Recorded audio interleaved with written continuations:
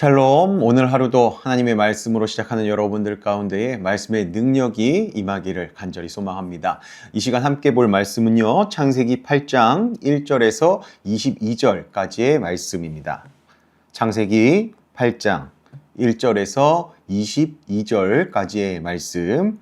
성경을 함께 보시면 더욱 이해가 쉽습니다. 가능하시면 성경을 함께 보시면서 함께 묵상했으면 좋겠습니다.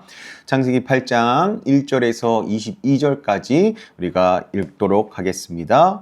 하나님이 노아와 그와 함께 방주에 있는 모든 들짐승과 가축을 기억하사 하나님이 바람을 땅 위에 불게 하심에 물이 줄어들었고 깊음의 샘과 하늘의 창문이 닫히고 하늘에서 비가 그치매 물이 땅에서 물러가고 점점 물러가서 150일 후에 줄어들고 일곱째 달 곧 그 달 11의 날에 방주가 아라랏산에 머물렀으며 물이 점점 줄어들어 열째 달 곧 그 달 초 하룻날에 산들의 봉우리가 보였더라. 40일을 지나서 노아가 그 방주에 낸 창문을 열고 까마귀를 내놓음에 까마귀가 물이 땅에서 마르기까지 날아 왕래하였더라. 그가 또 비둘기를 내놓아 지면에서 물이 줄어들었는지를 알고자 하매 온 지면에 물이 있으므로 비둘기가 발붙일 곳을 찾지 못하고 방주로 돌아와 그에게로 오는지라. 그가 손을 내밀어 방주 안 자기에게로 받아들이고 또 7일을 기다려 다시 비둘기를 방주에서 내놓음에 저녁 때에 비둘기가 그에게로 돌아왔는데 그 입에 감람나무 새 잎사귀가 있는지라. 이에 노아가 땅에 물이 줄어든 줄을 알았으며 또 7일을 기다려 비둘기를 내놓음에 다시는 그에게로 돌아오지 아니하였더라. 601년 첫째 달 곧 그 달 초 하룻날에 땅 위에서 물이 거친지라. 노아가 방주 뚜껑을 제치고 본즉 지면에서 물이 거쳤나니 둘째 달 20일의 날에 땅이 말랐더라. 하나님이 노아에게 말씀하여 이르시되 너는 내 아내와 내 아들들과 내 며느리들과 함께 방주에서 나오고 너와 함께 한 모든 혈육 있는 생물 곧 새와 가축과 땅에 기는 모든 것을 다 이끌어내라. 이것들이 땅에서 생육하고 땅에서 번성하리라 하시매 노아가 그 아들들과 그의 아내와 그 며느리들과 함께 나왔고 땅 위의 동물 곧 모든 짐승과 모든 기는 것과 모든 새도 그 종류대로 방주에서 나왔더라. 노아가 여호와께 제단을 쌓고 모든 정결한 짐승과 모든 정결한 새 중에서 제물을 취하여 번제로 제단에 드렸더니 여호와께서 그 향기를 받으시고 그 중심에 이르시되 내가 다시는 사람으로 말미암아 땅을 저주하지 아니하리니 이는 사람의 마음이 계획하는 바가 어려서부터 악함이라. 내가 전에 행한 것 같이 모든 생물을 다시 멸하지 아니하리니 땅이 있을 동안에는 심음과 거둠과 추위와 더위와 여름과 겨울과 낮과 밤이 쉬지 아니하리라. 아멘. 우리가 지난 시간 창세기 7장에서 우리는요, 온 세상이 물로 덮이는 대홍수의 내용을 살펴보았습니다. 하나님께서 말씀하신 이 심판이 실제로 이루어졌고 땅 위의 모든 것이 물에 잠긴 그 사건을 우리가 바라보았죠.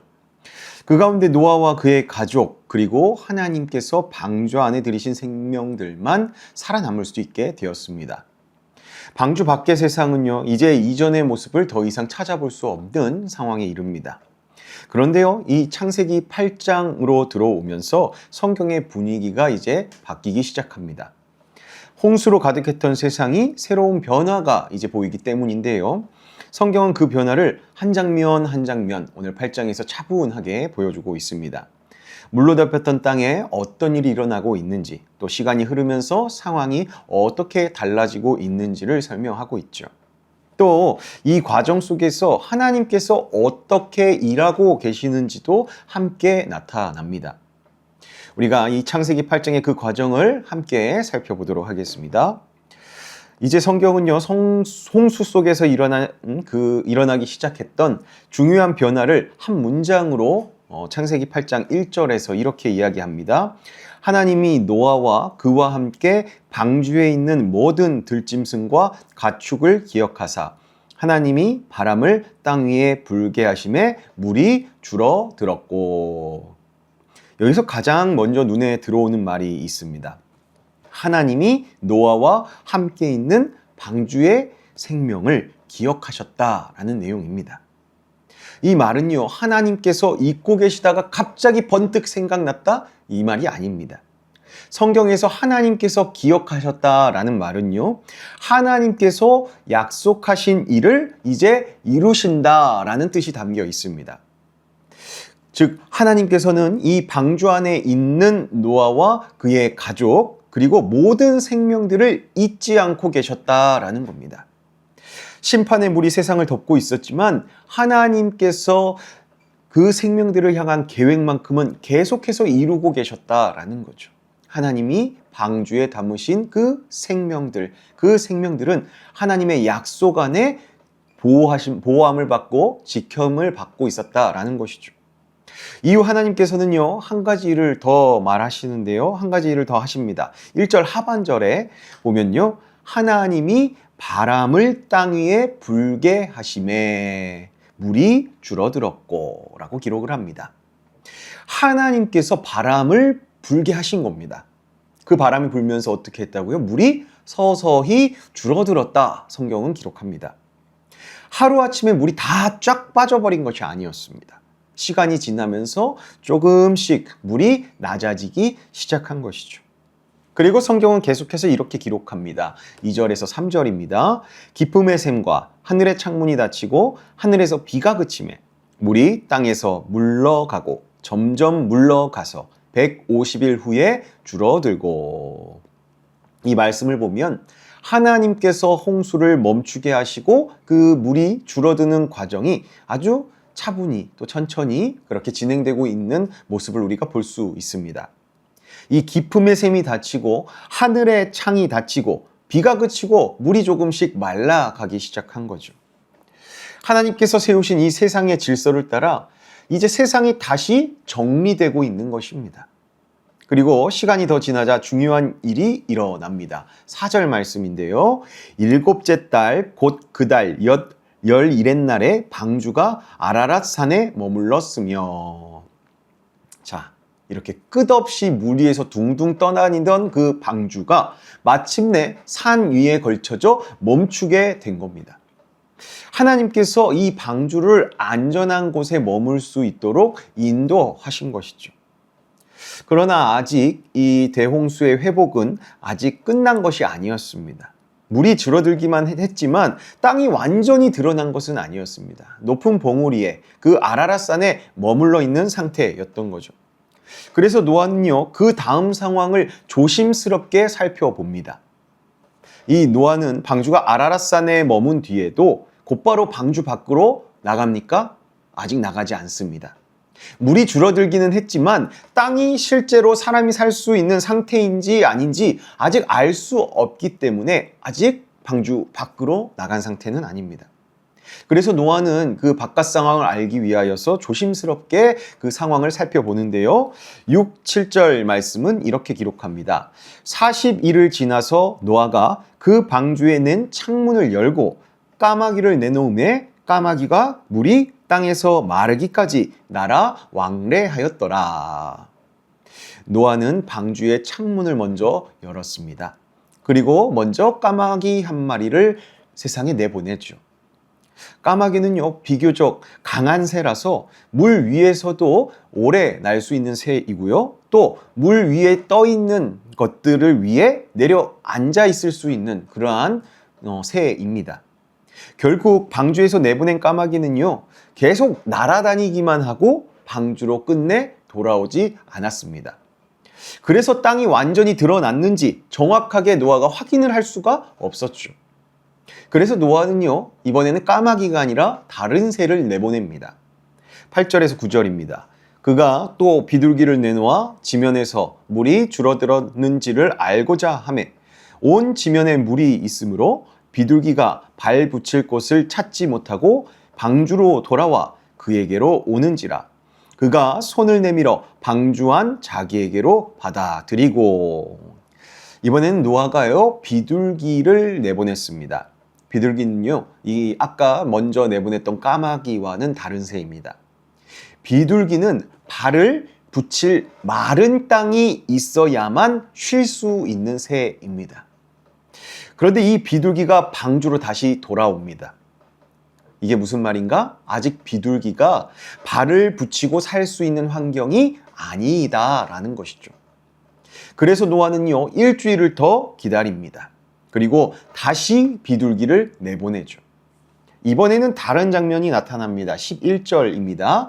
저녁 때에 비둘기가 그에게로 돌아왔는데 그 입에 감람나무 새 잎사귀가 있는지라.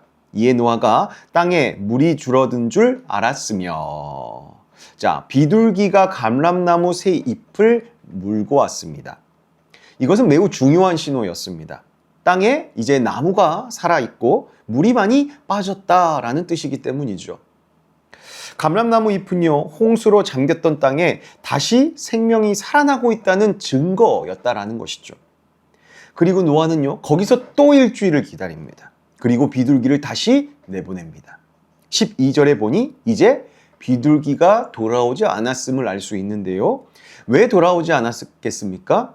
이 비둘기가 땅에 머물 곳이 생겼기 때문에, 이 비둘기는 발을 땅에 붙여야 살 수 있는 그러한 새였기 때문에 돌아오지 않는다는 것은 그 비둘기가 살 수 있는 땅의 환경이 조성이 되었다라는 것이죠. 그렇게 세상이 조금씩 회복되고 있다는 신호를 이 비둘기를 통하여서 노아는 안 것입니다. 그러나 여기서 우리가 의문이 하나 들 수 있습니다. 노아는 이 모든 상황 다 알았지만 지금 비둘기가 돌아오지 않았으니 이제 나갈 수 있을 텐데 라고 생각을 했을 겁니다. 그럼에도 불구하고 왜 노아는 그 방주에서 나오지 않고 그대로 있었을까요? 분명 노아는 확인한 바 땅이 거의 마른 것처럼 보였습니다. 하지만 노아는요, 자기 판단으로 밖으로 나오지 않았습니다. 그렇게 오랜 기간 동안 방주에 갇혀 살았으니 얼마나 답답했겠습니까? 그럼에도 불구하고 노아는요, 나가지 않은 이유, 하나님의 말씀을 기다렸다라는 겁니다. 하나님이 나가라 할 때까지 나가지 않았던 것입니다. 방주에 들어가라고 누가 말씀하셨습니까? 하나님께서 말씀하셨습니다. 그러니 나올 때에도 하나님이 말씀하실 것이라는 믿음이 노아에게 있었다라는 것이죠. 결국 하나님께서 노아에게 말씀을 하십니다. 15절에서 16절입니다. 하나님이 노아에게 말씀하여 이르시되 너는 내 아내와 내 아들들과 내 며느리들과 함께 방주에서 나오고. 자, 노아는 그렇게 하나님께서 직접 나오라고 말씀하시자 하나님의 말씀에 순종하여서 그제야 가족들과 함께 방주에서 나오게 됩니다. 그리고 방주 안에 있던 모든 생물들도 함께 나오게 되죠. 17절을 보겠습니다. 너와 함께한 모든 혈육 있는 생물 곧 새와 가축과 땅에 기는 모든 것을 다 이끌어내라. 이것들이 땅에서 생육하고 땅에서 번성하리라 하시매. 자, 여기서 창세기 1장에서 많이 등장하던 말씀이 하나 나옵니다. 어떤 말입니까? 생육하고 번성하라. 이 생육하고 번성하라는 하나님의 축복의 말씀이 다시 선포된 겁니다. 이 세상 가운데요. 이 장면은요, 홍수로 완전히 뒤집어졌던 이 세상이 다시 생명이 퍼져나기 시작하는 그러한 장면이 됩니다. 하나님께서 이 세상의 새로운 시작을 열어주신 겁니다. 축복하시면서요. 이제 노아와 그의 가족은요, 완전히 달라진 세상 위에 첫 발을 내딛는 사람들이 됩니다. 그런데요, 이 방주에서 나온 노아가 가장 먼저 한 일이 한 가지 있었습니다. 이게 무엇인지 우리 20절 말씀을 한번 읽어보겠습니다. 노아가 여호와께 제단을 쌓고 모든 정결한 짐승과 모든 정결한 새 중에서 제물을 취하여 번제로 제단에 드렸더니. 노아는요, 그 방주 안에 나와서 먼저 살 집을 짓지 않았습니다. 먹을 것을 먼저 찾았는가? 아니었습니다. 앞으로 어떻게 살아갈까 궁리하고 계산했을까요? 그것도 아니었습니다. 노아는 가장 먼저 한 것이 하나님 앞에 제단을 쌓는 일이었습니다. 그리고 정결한 짐승과 새를 가져다가 하나님께 번제를 드렸습니다. 홍수 속에서 자신과 가족을 살려주신 하나님께 제일 먼저 감사의 예배를 드렸다라는 것입니다. 모든 것이 다 하나님의 은혜임을 노아는 알았기 때문이죠. 노아는요, 그 하나님의 은혜를 잊지 않고 하나님 앞에 감사의 번제를 드렸던 것입니다. 성경은 이어서 이렇게 기록합니다. 21절입니다. 여호와께서 그 향기를 받으시고 그 중심에 이르시되 내가 다시는 사람으로 말미암아 땅을 저주하지 아니하리니. 하나님께서는 노아의 제사, 즉 이 노아의 예배를 기쁘게 받으셨습니다. 그리고 다시는 홍수와 같은 방식으로 이 세상을 멸하지 않겠다라고 약속의 말씀을 주시죠. 그리고 하나님께서는요, 한 가지 약속을 더 주십니다. 22절입니다. 땅이 있을 동안에는 심음과 거둠과 추위와 더위와 여름과 겨울과 낮과 밤이 쉬지 아니하리라. 이게 무슨 말인가 하면요, 노아의 가정이 새로 시작되는 이 세상, 이 땅에 처음 하나님이 창조하신 그 세상의 질서가 다시 이어지도록 하나님께서 붙들어 주시겠다라는 그러한 이야기가 됩니다. 그러한 약속이라는 것이죠. 심판 이후에도 하나님은 여전히 이 세상을 다스린다. 하나님의 질서 안에서 이 세상을 다스릴 것이다 라고 약속해 주시는 겁니다. 우리는 이 장면을 통해서 중요한 한 가지 사실을 기억해야 합니다. 하나님께서 새롭게 시작하신 자리에서 노아가 가장 먼저 선택했던 것이 무엇이었습니까? 하나님께 예배드리는 것, 하나님 앞에 제사 드렸던 것을 우리는 기억해야 한다는 것이죠. 그럼 오늘의 말씀을 한번 정리해 보겠습니다. 이 창세기 8장을 보면요, 하나님께서는 이 노아를 기억하셨고 홍수의 물을 세상 가운데 거두어 주셨으며 때가 되었을 때, 나올 수 있을 때, 그때 방주에서 나오라고 말씀하셨습니다. 그리고 노아는요, 그렇게 하나님께서 말씀하실 때까지 기다렸다가 하나님의 말씀이 떨어지자 그대로 순종하고 방주에서 나왔습니다. 방주에 들어가게 하신 이도 하나님, 나오게 하신 이도 하나님이기 때문이죠. 그리고 이 방주에서 나온 노아가 가장 먼저 한 일이 무엇이었습니까? 하나님께 제단을 쌓고 예배를 드린 것입니다. 이 창세기 8장의 흐름을 보면요, 한 가지가 보이는데요. 그게 무엇이냐? 노아는 모든 일에 자기 생각, 자기 판단으로 먼저 움직이지 않았다라는 겁니다. 이것이 오늘 본문의 핵심이 될 수 있습니다. 분명 새들을 방주 바깥으로 내보내면서 땅이 좋아지는 상황을 알 수는 있었지만 노아는 끝까지 방주 안에서 하나님의 말씀을 기다렸다라는 겁니다. 자기 생각에, 자기 판단에, 자기의 그 객관적인 그 새를 통한 실험을 통해서 그것을 판단하고 자기 마음대로 하지 않았다라는 거죠. 그리고 하나님께서 나오라라고 말씀하실 때에 그 말씀에 순종하여서 방주에서 나왔습니다. 이것이 우리가 배울 노아의 믿음이다라는 것이죠. 하나님께서 말씀하실 때까지 기다리는 믿음, 그리고 그 말씀에 순종하는 믿음, 그것을 우리가 이 노아에게서 우리가 배워야 한다라는 것입니다. 분명 우리 삶에도요, 때로는 홍수와 같은 시간들이 있습니다. 앞이 보이지 않고 상황이 멈춘 것 같고 아무것도 할 수 없이 갇혀 있는 것 같은 그러한 상황이 우리에게도 있죠. 그러나 그 시간 속에서도 하나님께서는 우리를 지키고 보호하십니다. 이 방주에서 노아와 많은 생명들을 보호하셨던 것처럼 말입니다. 방주 안에 있는 노아를 그렇게 지켜주셨던 것처럼 하나님께서도 우리의 삶을 붙들어 주신다라는 겁니다. 이 사실을 믿으시는 저와 여러분 되길 소망합니다. 그리고 또 한 가지 중요한 노아의 모습이 있었는데요. 노아는 새로운 땅에 발을 디디자마자 가장 먼저 하나님께 예배했었죠. 앞으로의 삶을 계산하기 전에 가장 먼저 무엇을 했다? 하나님 앞에 감사했고 하나님께 예배를 드렸다라는 것입니다. 이것이 하나님을 믿는 사람의 태도라는 것이죠. 그러기에 즉 우리에게도 새로운 시작의 자리, 뭔가 다시 새 마음을 가져야 하는 그러한 환경, 그럴 때가 있을 때 그때 우리는 가장 먼저 누구를 찾아야겠습니까?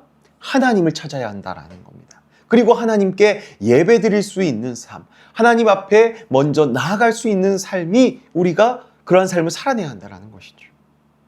사랑하는 성도 여러분, 하나님께서 지켜주시는 그 은혜 안에서 새로운 시간과 새로운 환경을 맞이할 때나 또 새로운 마음을 먹고 무언가 일을 시작하실 때 노아처럼 믿음과 감사로 하나님께 가장 먼저 예배하는 삶을 살아내시길 예수님의 이름으로 축원합니다. 이렇게 노아가 방주에 나와서 가장 먼저 하나님께 향기로운 제사를 올려드렸던 것처럼 여러분의 삶과 또 인생의 시작들 가운데 여러 변곡점과 새로운 시작 가운데에 언제나 하나님께 드리는 향기로운 예배가 앞장서시는 그러한 저와 여러분의 인생 되기를 예수님의 이름으로 축복합니다. 이 시간 우리 함께 기도하겠습니다. 사랑의 하나님 아버지, 오늘 말씀을 통해 우리의 마음을 돌아보게 하시니 감사드립니다. 우리는 많은 순간에 상황을 먼저 보고 판단하며 내 뜻, 내 생각대로 살아온 적이 참 많았습니다.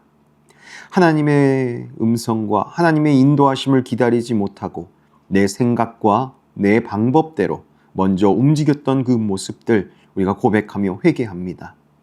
하나님보다 내 판단을 앞세웠던 우리의 연약함을 주님 용서하여 주시옵소서.